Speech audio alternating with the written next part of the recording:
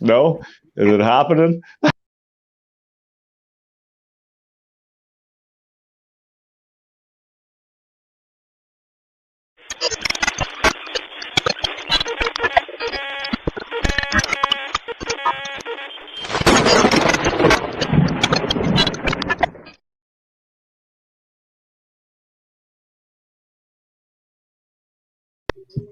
All right, so we are live now. Bam, bam, baby.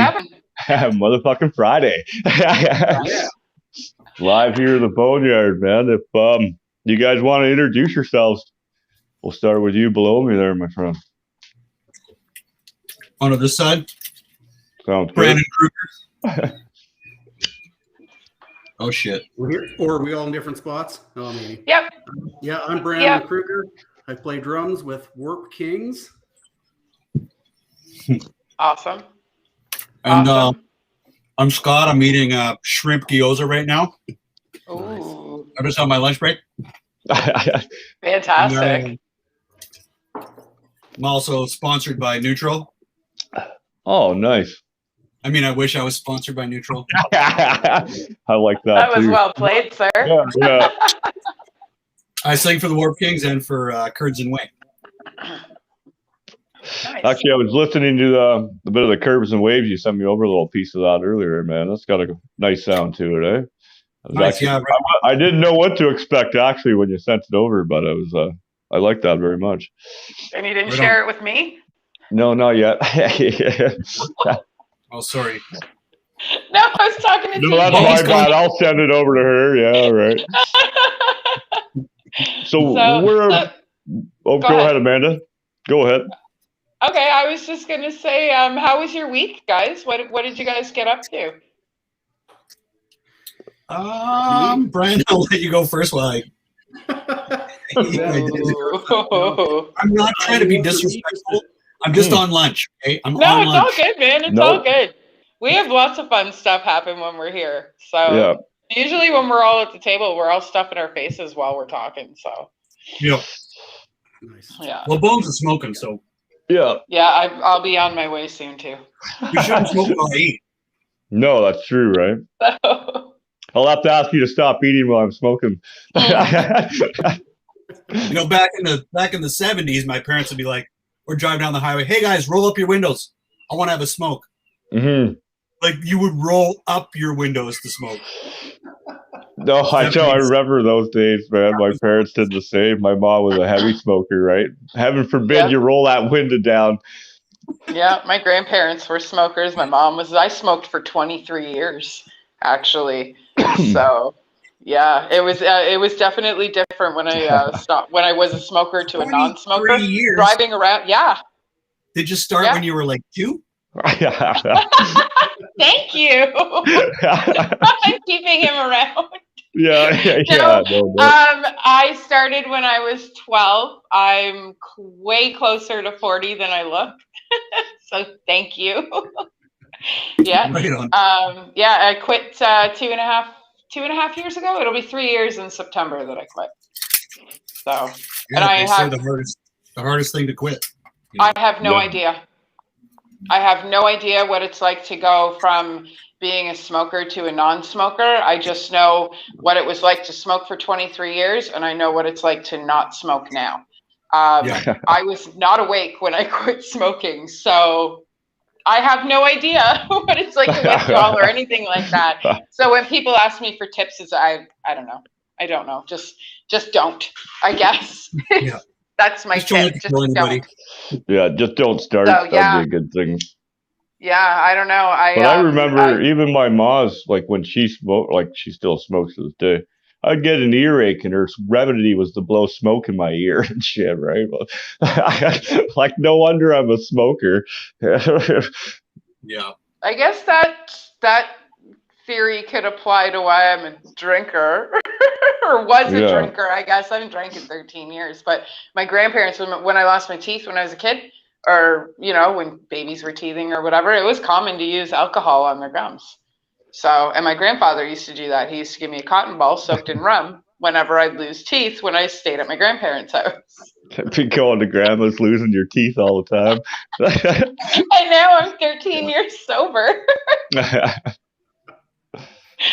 So, I like it. Well, No, I mean, it is what it is. I do own have it. a question about some of your music here.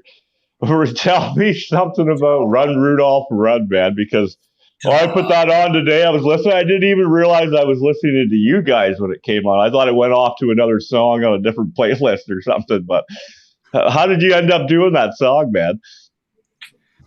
Well, yeah, Brandon, you start. I can't even remember. You know what? Actually, it was. I think it was Greg's fault. Out there. I mean, it was getting to be around the holiday season. We were just looking for songs to do, and he was like, "Hey, how about Run Rudolph Run?" So it just kind of stuck. It came out. That's awesome, man. Yeah, I heard it. You even kept it to the original old school style too, like. Mm-hmm. Yeah, we kind of followed the Bryan Adams version, if I remember, and that's probably why Greg was all into it, because he's a Bryan Adams fan.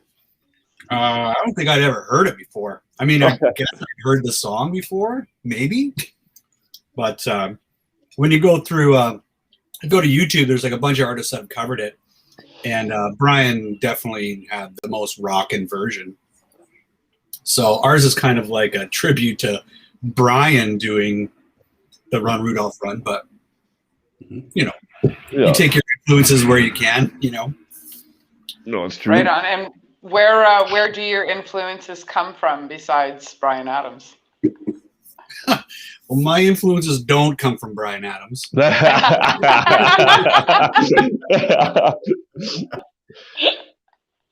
Go Greg's do, our keyboard player. Hey, Brandon, I mean, the rest of us, we're kind of like, we grew up 80s and 90s, and we were like a big part of, you know, like the being influenced by grunge when it came out. So we go like grunge and heavier, kind of where like our base is between like me, Brandon, and Mike. And Robert and Greg are their own entities, but I think me and Brandon and Mike are along the same kind of line of like, we lean to a little bit heavier style of music.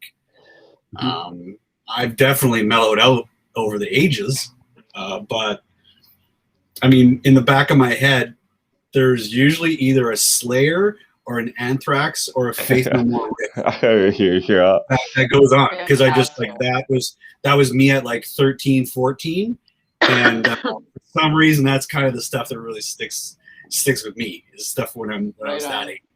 And it's like I got no choice. I have no choice. My brain just goes Right. You know, just like out of nowhere, I'll just start singing NFL by Anthrax, and I'm like, I don't know.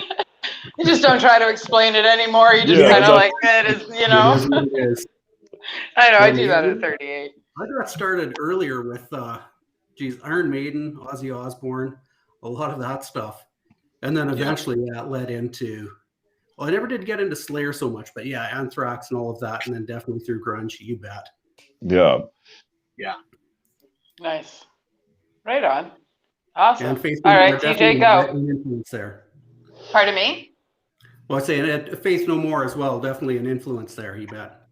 You know, it was funny because somebody had said to me one day, Courtney Love was their original lead singer. And I was like, that's not even close to true. And it turns out that actually is true, that she was their original lead singer. I Googled it. Google told me that. Google told me. Like, listen, I'm a Nirvana fan, okay? My daughter's middle name is Bean. But, like, yeah.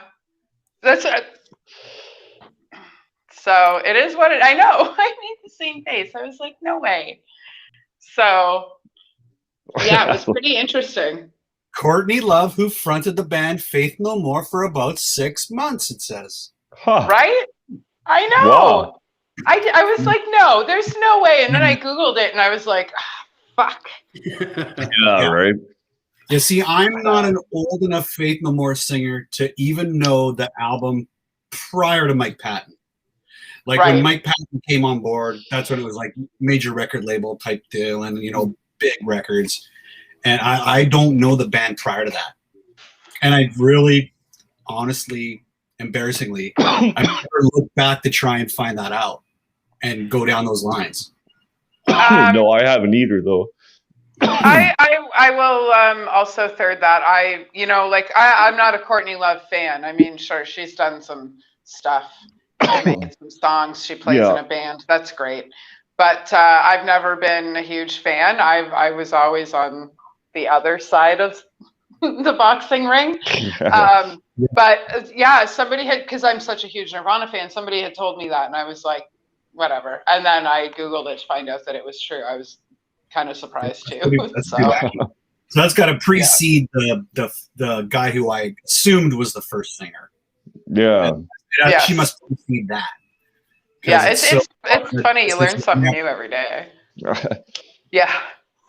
So. No, it's true. Yeah, it'd be interesting to hear. I've never looked it up, to be honest with you. I stopped at finding out that she was the lead singer. That was enough for me. Yeah, I'm good there too. Yeah. Yeah, like it was enough Courtney. Now you know, right? She was and all the documentaries I've watched. Pardon? And she was born July 9th of 1964. Oh yeah. Oh. Wow. She's got 8 years on me. She's a lot older than I thought. Quite a few me, yeah. Well, that's 21 years. Yeah, doing the math. More than me. Yeah. So, with all this bullshit going on and lockdown and this and that, have you guys been able to continue jamming and like at least recording and sending it over to you and working on new stuff? Yeah, I've been able to keep up with. Brandon started the project over the boredom of COVID. You know, that's kind of how it started. Yeah, it completely was. We were locked down. We were looking for something to do, and yeah, it just fell together. We didn't have intentions of forming a band or doing anything more than just maybe one track. Mm-hmm. And it just evolved and just kept going. Right on. I will be right back. I can hear one of my cats getting into something that they probably shouldn't be in. Oh, bring some back for us. Yeah. So where does your music background come from then? Like you're saying you guys just kind of developed over COVID here. You must have been jamming beforehand with other bands or independently, no? Well, Scott and Mike and I, back in the 90s, we played in a band together. Went by the name of Village Idiot. The right time. Sure, yeah, I tried to hold like it, but go ahead, keep going. So we've got a history together for sure playing. Scott and I we hadn't spoken in years, not just just lost touch, right? Mm-hmm. But being locked down, that's when this kind of came back together. I wanted to do a cover of Midlife Crisis, and Scott was the first guy that came to mind for singing that because I knew he'd kill it. So I reached out and immediately he was in. Everybody else jumped right in, and it just came together. So that was pretty cool. Yeah, that was actually the first song I heard by you guys. Was Midlife Crisis there? Yeah, we pride ourselves on those kind of 90s covers. Like what else we did? We did a Prince song. It's not out yet. Mm-hmm. We did a Beatles song, and we've done a Doors song. So I'm talking when I say we're like doing 90s stuff because there's two 60s songs. Yeah. The Beatles one's probably from like 67, and the Doors one's probably from 68 or 69. And what I kind of like about it is I think what our spin on things is the keys and the guitar are pretty close to the originals, and then the drums and the bass, they're just a little more rockin' than they should be. You know what I mean? Yeah. Like it just gets we just dig a little deeper there. So there's some stuff that just sounds like a lot like the original recordings. And then our kind of polish on it is like the rhythm section just kind of blows it out a little bit. Make it more current. Right on. No, you did a great job on that Doors song. I ended up just listening to the whole playlist that you guys do have. And Jim Morrison and the Doors were something I listened to a lot in my early maybe 20s, right? Going through whatever I was doing and that was a huge inspiration for me, like as a kid into music. And then when I heard you guys play that song too, I was like, oh, fuck, right on. That's going to be a great night, man. Right on. Yeah. That's awesome. What's the next thing we're working on? I don't know if we need to give much away. I don't know like who's watching at home, and like I think our kind of deal with the Warp Kings is kind of our stuff's kind of almost secretive till we let it out, Yeah. Brandon, what do you think? What are we working on? We're kind of going through the decades because we've got 60s there, we've got 70s, we've got eventually there's going to be a couple of tunes from the 80s coming out. So we are all over the map, and that's part of the appeal for me where I have fun is we aren't stuck to anything in particular. We're not trying to be something. Yeah, we're having fun. Right on. It's more about music in general versus trying to find a genre to stick to. Completely. Yeah. Nice. Well, as you're saying, Scott, like when we look at Prince and we look at Faith No More and we look at some of the other stuff, we've got stuff from, we're not spilling the beans there, not really, but as far as Pink Floyd goes, there may be something along those lines coming out too here in the next little bit. Nice. We're just having fun. No, I'll be looking forward to that. Keep an eye on awesome. All right. So what are your best mosh pit concert stories? Like, I got yelled at by Motorhead when I was front row because I had my fingers in my ears, and I don't care if I got yelled at or not or whatever. I interacted with Motorhead, and I have that, and like so many people in the world don't.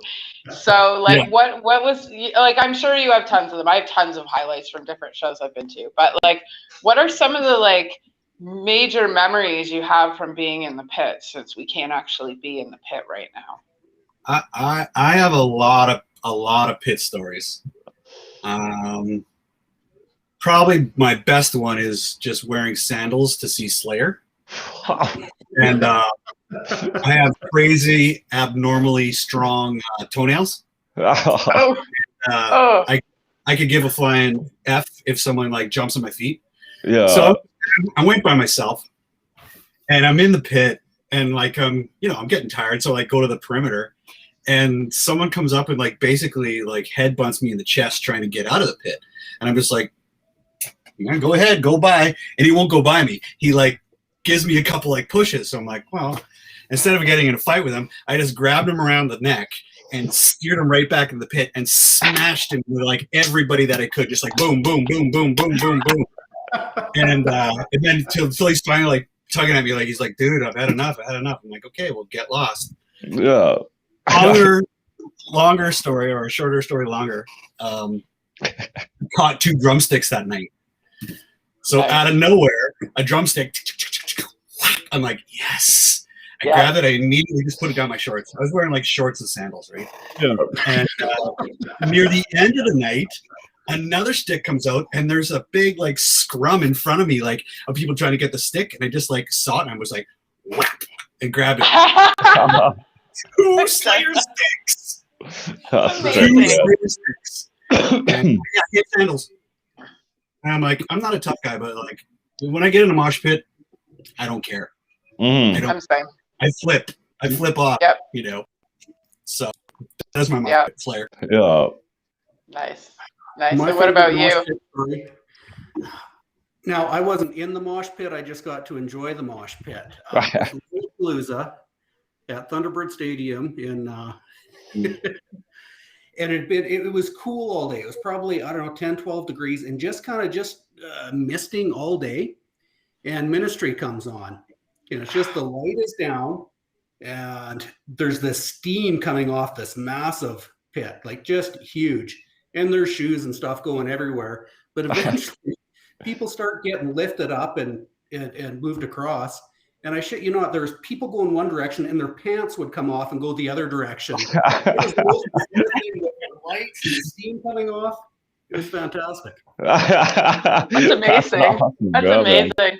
I lost my shoe body surfing to I Mother Earth once, and I got pulled off at the front of the pit, and I came all the way back, and I went to go and jump up to body surf again, and there was my fucking shoe. I put it on my foot, and I ran right back in. I couldn't believe I found my shoe. Classic. So, I Mother Earth. Hey, are you guys Canadian? Yes. Kind of. Yep. I'm a half breed. I'm part American, part Canadian, right? Yeah. I was born and raised in Niagara Falls. Oh, right on. Yeah. So actually, Jake Tano was the very first interview I did ever, and then I kind of spiraled from there, and I ended up here, and now I'm writing books about Canadian musicians and Kiss. So it's all right, I guess. It's an all right job, I guess, and interviewing wonderful people like yourselves. So that's great.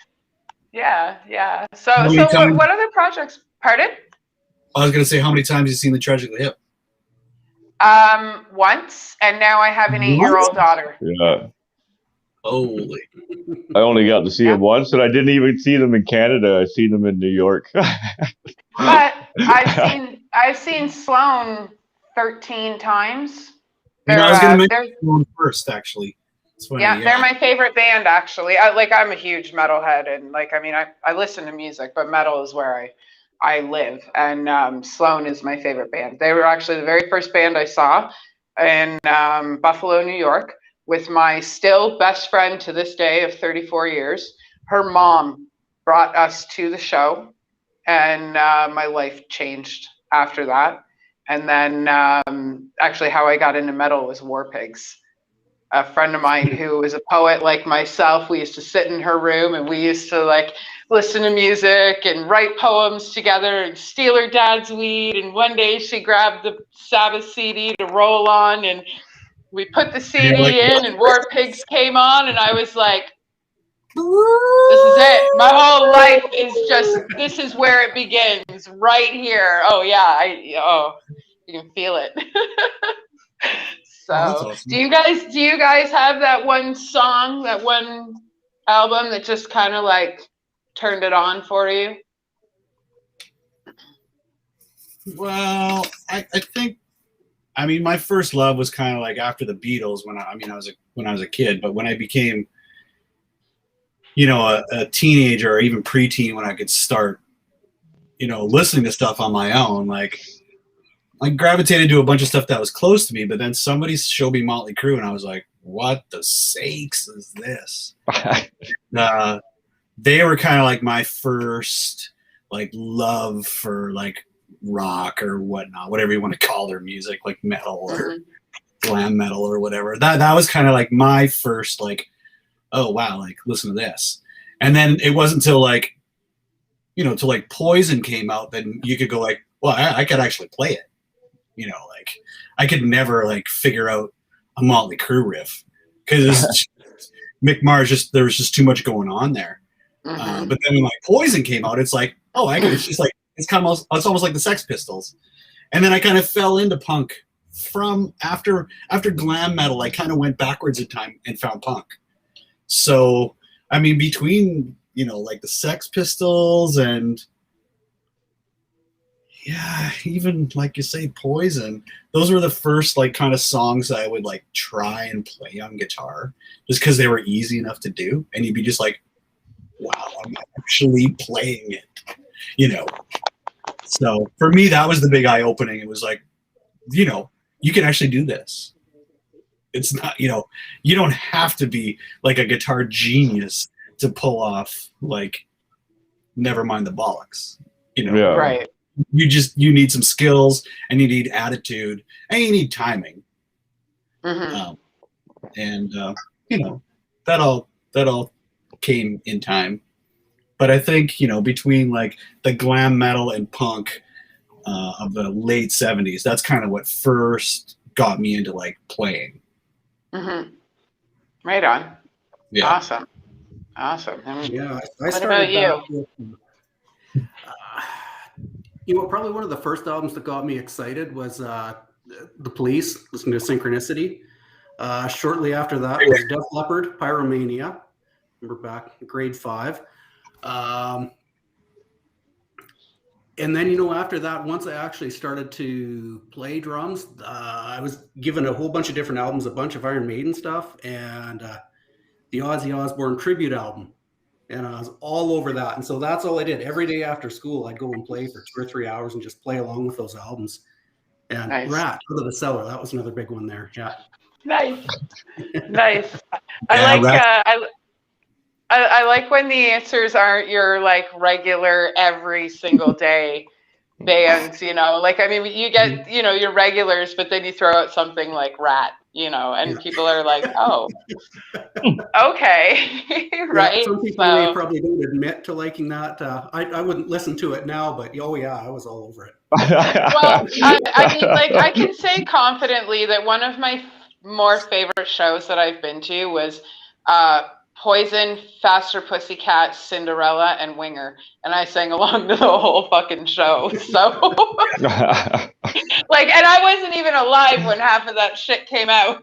No, right? But what a show! Like, I mean, that music it's amazing. So, and like, what about today? What's on your playlist or in your cassette deck or your turntable or whatever? I still play cassettes. So turntable. Hey, mine is sitting right in front of me, set up, and so is my cassette deck. So saying a word. Never you mind.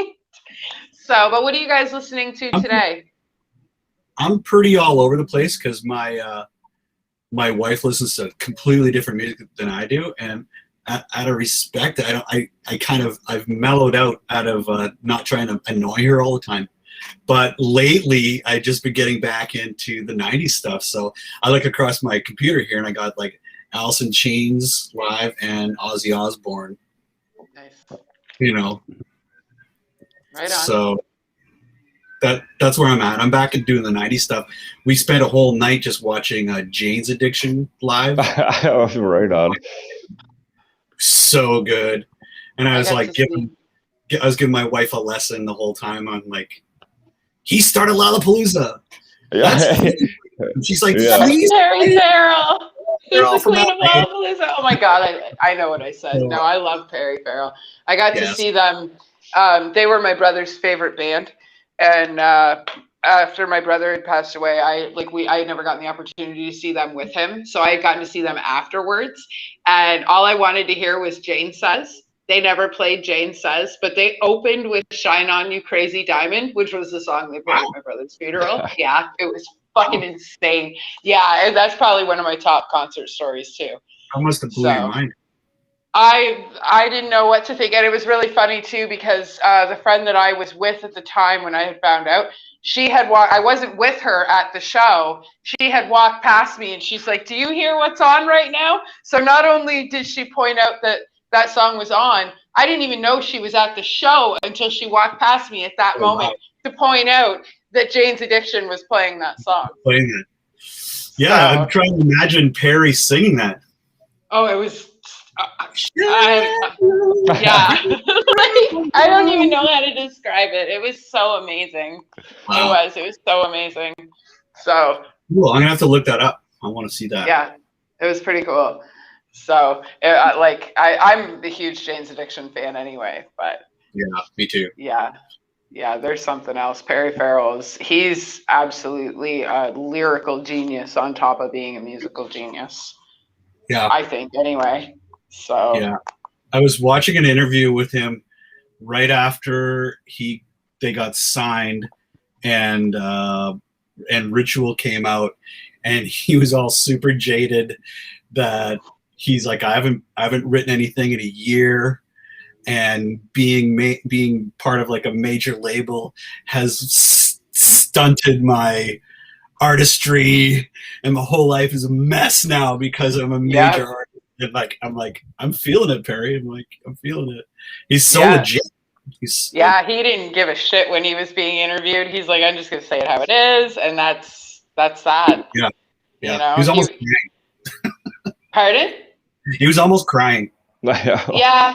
He like, I mean, I've heard that from quite a few people, not necessarily interviews that I've done, but interviews that I've watched. A lot of people that aren't in the pop genre, a lot of them say that during interviews, you know, that they're just not as creative as they used to be. They don't necessarily say that it's been taken away once from you them, hit to but that point and you have nothing but yes people around you, you don't really write real shit because everything you write all of a sudden is amazing. You know, you can't do no wrong for that bit, and you don't. I don't know. You can't create without criticism or without other opinions. You know, honest opinions. Well, right? you gotta be your biggest critic. Yeah. You know, that's the saying that people say. Be your biggest critic, and try and keep yourself in check.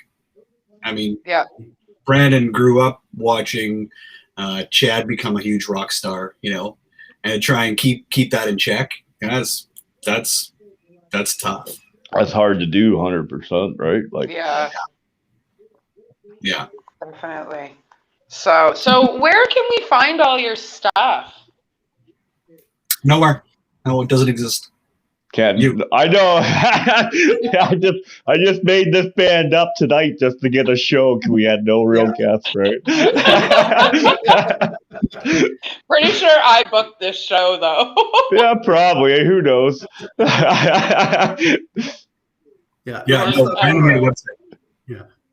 Pardon? We're not too hard to find. I don't think you can find us on Spotify or Apple Music or wherever, and we got a YouTube channel. A web page. So yeah, it's out there. Right on, right on. Do you guys have any merch? We do have merch. Oh, ooh, yeah. Music to my ears. Yeah. Warpkings.ca. Or is it .com? Oh, it's a .ca. .ca. Send me the link afterwards, and I'll make sure it makes it up into the title and stuff, so people can click right on the link to be able to get your stuff right. Right on. Nice. Yeah, that's good stuff. Yeah, perfect. Okay, awesome. Right on. What time is it? We're in a big time delay because you guys are out west, correct? Yeah, it's like 7:38 here. Yeah, nice. 8:38 here. That's my bedtime. I know I'm the youngest one in the interview, and I swear to God, 8:30 is my bedtime, and I get up between 4:30 and 5 o'clock every day. Well, if you're getting up early, you got to go to bed early. Yeah, I do. I get up between 4:30 and 5 o'clock every day, and I walk 10,000 steps, and then I sit in front of my computer and I read and write about Kiss all day. You're gonna know everything about that band soon enough. Well, yeah, Chris is joking. He always jokes that I'm getting OKD, which is obsessive kiss disorder, right? Yeah. So I started by like putting my cover photo as the I don't know what those drinks Uncle are called. Sam. The fancy drinks were the ones that they pour the pictures onto the top and stuff. I drink like house coffee, and that's it. Yeah, yeah, I don't know. So I had posted that on my wall, and he was like, "Oh, I see," because I'm not a Kiss fan. I wasn't a Kiss fan until I got hired to write this book. And then I was going through all my patches today because I wanted to work on my vest because I actually had time. And when I dumped out my bag of patches, I found a Kiss patch that I didn't know I owned. So it's like, pardon? You're like, I am a fan. I just forgot I was. Yeah. Like it's just kind of like slowly creeping up on me. So we're documenting me going from like not knowing more than 10 Kiss songs to me becoming this like Kiss fan with a tattoo and crazy stuff. You know, like, which I mean, I get tattoos for all the books that I write.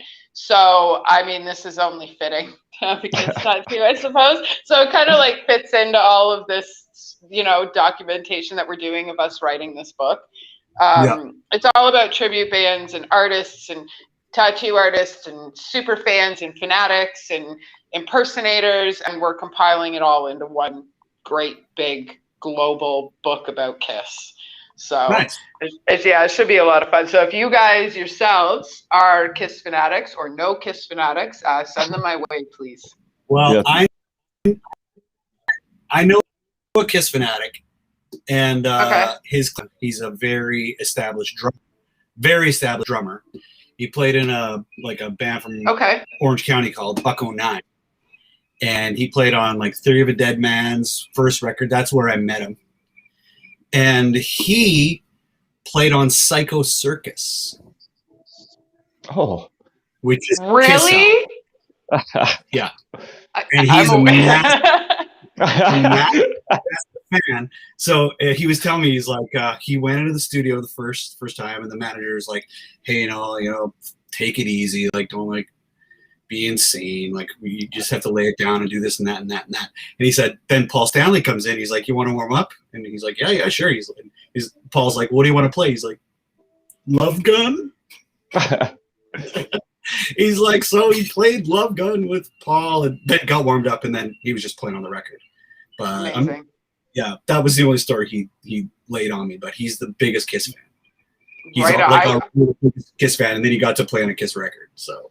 That's I would love if you could possibly connect us, please. I mean, that would be amazing. Yeah, I haven't spoken to him in like probably 18 years, but he can't be the hardest guy to find. Like, he's on the internet, so I can help you try and steer you in that direction. I would greatly appreciate that. Oh, you're frozen. He's like super fan turn. It's a good story. Okay, right. I would greatly appreciate that. That would be absolutely amazing. That would be fantastic. Thank you. So, yeah, TJ, you got anything else kicking around over there? You've been fucking quiet tonight, almost like you've been fanboying over there. No, you guys have just been talking and always that's how it goes sometimes, right? I know. I've had my moments where I've been pretty quiet too, which is hard to believe. No, I know, right? No, tonight's been great. Yeah, it's been fantastic. Who, me? You, yeah. I'm looking at you as if you know I'm looking at you. Yeah. Sorry, guys. We have to fuck up at least one show or we haven't had a good night, so you're just going to have to give us a second. Yeah. It's been a long day, right? So. Oh, fuck yeah. Sorry, go on. No, I'm out of questions tonight, man. For once, I'm almost at a loss for words. Like, I don't know what it is today. Well, I know. Yeah, you've been relatively quiet all day, actually. Yeah. I can't. Yeah. Last week, but COVID blues. Yeah, I know it's really getting to me, man. Like, I really need to travel, and then I lined up a big trip at the end of COVID. I thought, and now they're talking about lockdown even longer, and it's like, man, fucking, what do you do, right? Yeah. Like, well, I mean, the good thing is there's a lot of people in this country that understand how our charter and our Bill of Rights works, and I mean. Yes, I'm not gonna dismiss that there's anything going on because I mean the way things are happening, it obviously looks like this is something that is real. But there's ways to handle it, and they haven't handled it in those ways, Now it's just, I think me being somebody who's had 3 heart attacks and has a potentially fatal blood disorder, it's time to let people start choosing for themselves. There's almost 400,000 of us in Ontario alone that have lost their jobs completely, let alone don't know if they're going back to work. So, I lost 2 jobs, so it's been a difficult ride around here, but a lot of people right across the country understand how our rights and our freedoms work. So hopefully they can start, doing what they have to make the government do what we fucking pay them for, which is Yeah. control this properly and start saving our population instead of letting these things happen. So hopefully within the next year, we will be able to start opening some things up. And, you know, I'm not going to say getting back to normal because we all know that's horseshit now.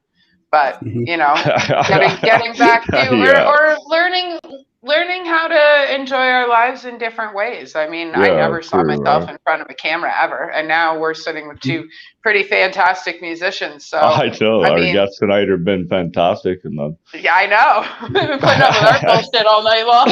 I know, right? I had way more coffee than I normally do. So I'm a little bit of a motor mouth tonight. I was totally gapped though at telling Amanda what time, and then she thought we were going 7 at our time. Meanwhile, I'm ready for a nap, catching a nap before the show, baby. It's 7 o'clock their time I'm running tonight. around losing my shit. I was like, I gotta jump in the shower. He's like, why? I'm like, we have an interview. He's like, no, it's not till 10 o'clock. I was like, you tell me this at 6:30? Yeah. Get a little close to your bedtime. Yeah. Time to Oh wake yeah, up. like I would have napped today or not gotten up at 5, you know? Yeah, right. Well, now you can sleep in tomorrow because you put in that extra effort today. Well, you got to get the steps in before 5:30. Yeah. That's right. And I have a kettlebell that I carry up 7 flights of stairs every morning. Wow, nice. Yeah. I couldn't walk for like 3 weeks. And I now have this like weird thing where like I don't sit down longer than an interview or longer than a movie with my kids if we do turn on the TV. I'm constantly on my feet. We don't even have a couch in our house because we're always doing stuff. Yeah. That's true. So. I sleep on the floor. You know, you fucking liar. That's hilarious. He sleeps on a mattress in a dark room by himself with no blanket. Yeah, I know, right? Wake up to breadcrumbs only that's scattered off the toaster, right? Like that the cat left you. Great times, baby. I don't know why we're partners. Yeah. Oh boy.